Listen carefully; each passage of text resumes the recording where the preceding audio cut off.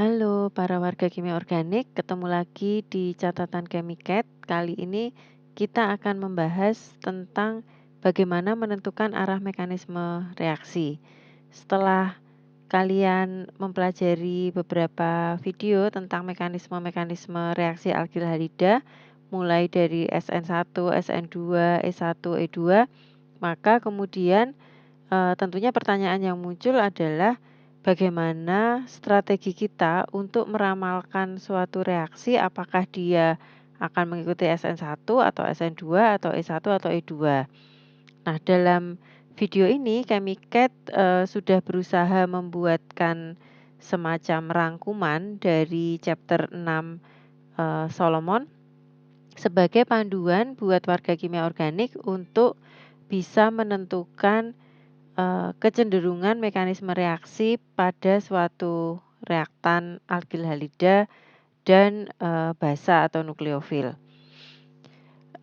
Yang akan kita pelajari di dalam video ini ada 4 topik. Yang pertama adalah bagaimana secara garis besar membedakan kecenderungan substitusi, ini bisa SN1, SN2, atau eliminasi, bisa E1 atau E2. Nah, kalau kita sudah bisa membedakan kecenderungan antara substitusi dan eliminasi, maka nanti pertanyaan yang kedua, seandainya ini substitusi, apakah SN1 atau SN2? Nah, di bagian ketiga, nanti kita akan mengkontraskan antara SN2 dan E2, karena ini sama-sama reaksi bimolekuler. Dan yang bagian terakhir, kita akan komparasi antara reaksi-reaksi unimolekuler yaitu SN1 dan E1. Secara umum, faktor pertimbangan yang digunakan untuk mengevaluasi kecenderungan mekanisme reaksi itu ada 4.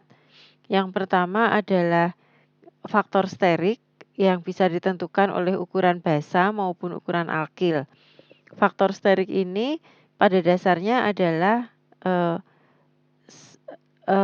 hambatan yang menyebabkan kesulitan bagi basa atau nukleofil untuk masuk ke dalam senyawa alkil halida. Nah, yang kedua adalah kekuatan basanya. Nah, ada kalanya dalam reaksi itu basanya termasuk basa kuat atau basa lemah. Kemudian yang ketiga adalah suhu. Apakah suhunya suhu kamar atau suhunya suhu tinggi? Dan yang disebut suhu tinggi di dalam reaksi substitusi eliminasi itu bukan tinggi beratus-ratus derajat Celcius gitu ya. Suhu 55 derajat Celcius itu sudah dianggap sebagai suhu yang cukup tinggi. Lalu faktor berikutnya yang penting juga adalah jenis pelarutnya. Ada dua jenis solvent, yaitu solvent aprotik, ini adalah solvent yang tidak mempunyai ikatan hidrogen, dan solvent yang protik. Artinya ini solvent yang dia bisa membentuk ikatan hidrogen. Sekarang kita lihat dulu bagian yang pertama untuk membedakan antara reaksi substitusi dan reaksi eliminasi. Kita tinjau keempat faktor tadi ya. Dari faktor steriknya, kalau basa yang kita gunakan itu adalah basa yang molekulnya ramping, ini basa yang kecil ya, maka akan cenderung terjadi substitusi. Kalau basanya bulky, misalnya ini ada tersier butil alkohol misalnya ya, itu ada tersier alkilnya, maka ini kecenderungannya adalah terjadi reaksi eliminasi. Ini gampang untuk dibayangkan ya, kalau substitusi karena basa ini harus bisa masuk ke atom C yang mengikat leaving group, kemudian dia harus bisa mendorong konfigurasi elektronnya ya, menyebabkan inversi elektron di dalam senyawa alkil halida ini, maka basanya itu harus kecil. Kalau basanya udah gemuk gitu ya, bulky, dia nggak mungkin, jangankan dia menyebabkan terjadinya inversi konfigurasi, mendekat aja ke atom C yang mengikat leaving group itu dia tidak bisa karena ada hambatan dari steriknya. Kemudian yang kedua kita lihat faktor kekuatan basanya. Kalau basanya ini adalah basa yang kuat, maka ini akan cenderung ke arah reaksi eliminasi. Kalau basanya adalah basa yang lemah, ini nanti akan cenderung ke reaksi substitusi. Tapi harus berhati-hati ya kalau kita melihat soal kebasaan ini, Anda harus punya, eee, data relatif kebasaan satu sama lain. Selain itu, ini belum tentu juga gitu ya, ada, hal lain yang menyebabkan ini tidak berlaku. Nanti Anda bisa, baca di Solomon untuk lebih lengkapnya. Tapi, dugaan pertama ini bisa untuk, Anda gunakan sebagai dasar bahwa kalau basanya itu lebih kuat, maka dia akan cenderung terjadi, eliminasi. Kemudian yang ketiga untuk suhu, nah ini kalau ini sudah pasti ya kalau Anda melakukan reaksi pada suhu tinggi, maka ini akan lebih mendorong kecenderungan ke arah eliminasi. Kalau suhu reaksinya pada suhu kamar, ini lebih mendorong substitusi. Nah, suhu tinggi ini diperlukan untuk terjadi eliminasi karena, energi aktivasinya itu tinggi ya. Anda, masih ingat, reaksi eliminasi itu akan mengubah hibridisasi orbital di dalam, senyawa. Jadi senyawa alkil halida yang tadinya hibridisasi orbitalnya itu adalah sp3, dengan reaksi-reaksi eliminasi ini nanti jadi hibridisasi sp2 yang memberikan orbital pi. Jadi dari orbital sigma menjadi orbital pi ini perlu energi yang sangat besar sehingga, reaksi eliminasi itu cenderung terjadi pada suhu yang lebih tinggi. Lalu yang keempat, untuk jenis pelarut, pelarut-pelarut yang protik ini akan lebih mengarahkan pada reaksi yang melalui mekanisme karbokation. Protik ini adalah, solvent yang dia, polar protik ya, dia punya, ikatan hidrogen sehingga dia akan menstabilisasi, karbokation dengan cara mensolvasi leaving group-nya. Kalau leaving group ini tidak disolvasi oleh, solvent yang protik, maka nanti yang terjadi adalah, si leaving group ini akan kembali lagi ke karbokationnya gitu ya, sehingga reaksi Anda lebih sulit untuk terjadi. Nah, sebaliknya kalau pelarut Anda itu adalah aprotik atau tidak ada ikatan hidrogennya, maka yang terjadi adalah Anda, menstabilkan nukleofiliknya sehingga, mekanisme reaksi yang terjadi ini cenderung, mekanisme reaksi, bimolekulernya, yaitu E2 dan SN2. Sekarang mari kita lihat kalau kita akan membedakan, antara SN1 atau SN2. Jadi seandainya dari tadi, evaluasi untuk membedakan antara reaksi substitusi dan eliminasi, kesimpulannya adalah reaksinya cenderung ke arah substitusi, maka tugas Anda selanjutnya adalah untuk menentukan lebih spesifik lagi yang mana yang SN1 dan yang mana yang, cenderung ke SN2. Nah, untuk keperluan itu kita meninjau 3 faktor. Faktor yang pertama adalah, dari struktur, alkilnya.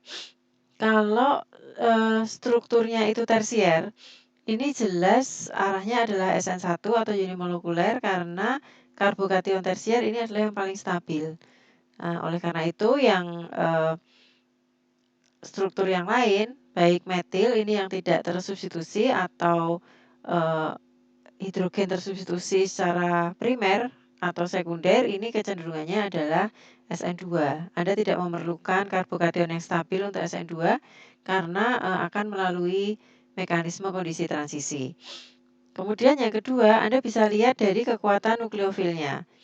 Kalau nukleofilnya itu adalah senyawa bermuatan negatif, maka ini adalah basa Lewis yang kuat. Yang terjadi adalah mekanisme reaksi SN2. Karena ini lebih berat ya, SN2 itu untuk dia bisa masuk dan dia mengubah konfigurasi elektronnya, ini perlu basa yang lebih kuat. Basa Lewis yang lebih kuat dalam hal ini, bisa kelihatan dari muatannya yang negatif. Kemudian, kalau basanya ini adalah nukleofilnya ini adalah nukleofil yang netral, maka mekanisme reaksinya cenderung terjadi melalui SN1 yang sering dikenal sebagai solvolisis. Ada hidrolisis, ada metanolisis, dan sebagainya tergantung jenis solvennya. Kemudian dari tipe pelarutnya ini juga bisa mengarahkan kecenderungan reaksi. Kalau Anda menambahkan pelarut yang polar protik, maka ini akan menstabilkan pembentukan karbokation Anda.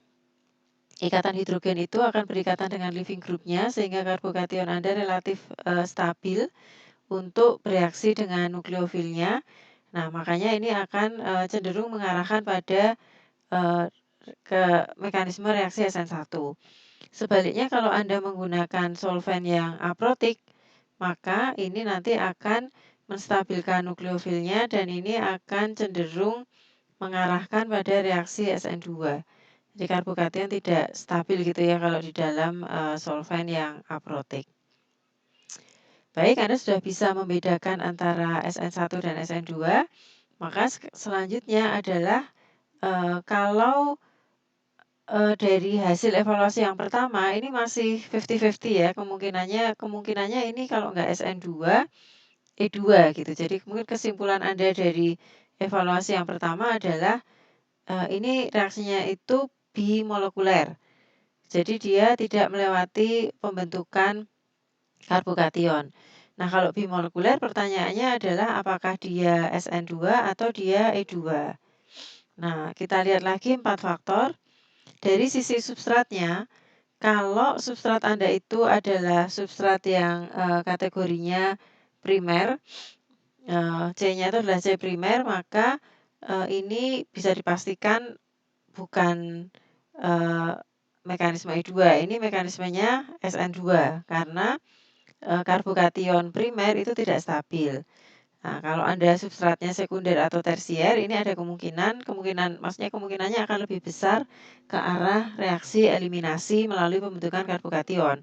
Karena karbokation sekunder dan tersier ini lebih stabil.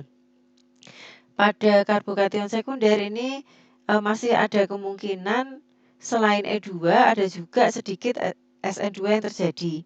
Tapi kalau pada reaktan pada substrat yang tersier, ini bisa dibilang 100% mekanismenya E2. Tidak mungkin bisa terjadi substitusi dengan molekul tersier karena akan sulit sekali molekul tersier ini dimasuki oleh nukleofil akibat ada faktor sterik. Kemudian yang kedua bisa dilihat dari kekuatan basanya. Kalau basanya ini adalah basa yang kuat, maka kecenderungannya adalah ini arahnya reaksi eliminasi. Kalau basanya basa lemah, maka arahnya ke reaksi substitusi. Lalu yang ketiga dilihat dari suhu, ini sudah jelas ya kalau suhunya tinggi maka itu dipastikan dominan eliminasi dan kalau pada suhu kamar akan dominan substitusi. Alasannya sama seperti yang sudah kita bahas sebelumnya ya. Karena reaksi eliminasi itu Anda harus mengubah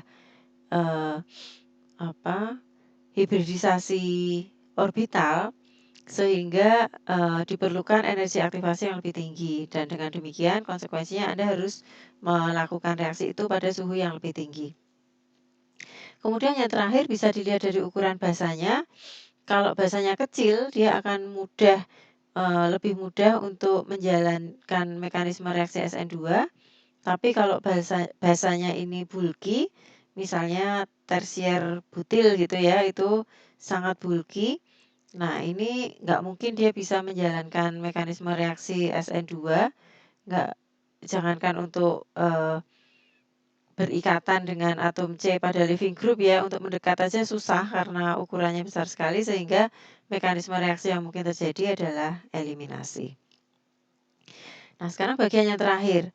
Kalau Anda mengidentifikasi bahwa kemungkinan besar ini adalah reaksi unimolekuler melalui karbokation, jadi misalnya Anda melihat, wah ini alkilnya tersier, berarti kecenderungan pembentukan karbokation ini menjadi stabil gitu ya.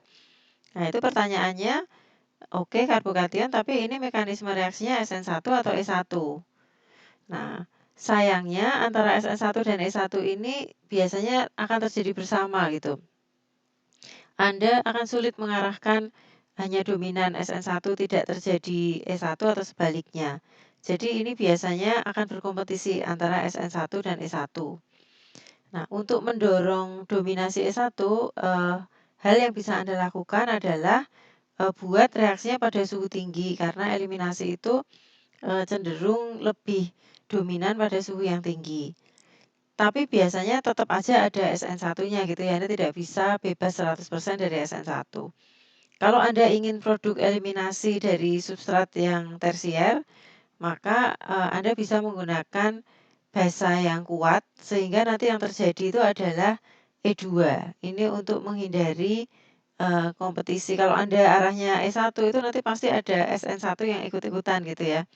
Nah, sehingga mending Anda, mengarahkan reaksi Anda ke arah reaksi yang, eliminasi tapi mekanisme reaksinya, E2. Jadi tidak melalui karbokation tapi melalui, pembentukan kondisi transisi. Kalau antara E2 dan SN2 itu lebih mudah dipisahkan. Jadi Anda lebih mudah membuat, sistem reaksinya itu dominan E2 tanpa SN2. Tapi kalau E1 ini biasanya sulit dipisahkan dari SN1. Nah, demikian jadi akhirnya sampailah kita di akhir dari, pembahasan tentang reaksi ionik yaitu chapter 6-nya Solomon. Congratulations, sudah satu bab lagi di Solomon yang Anda selesaikan bersama catatan dari Chemicat ya.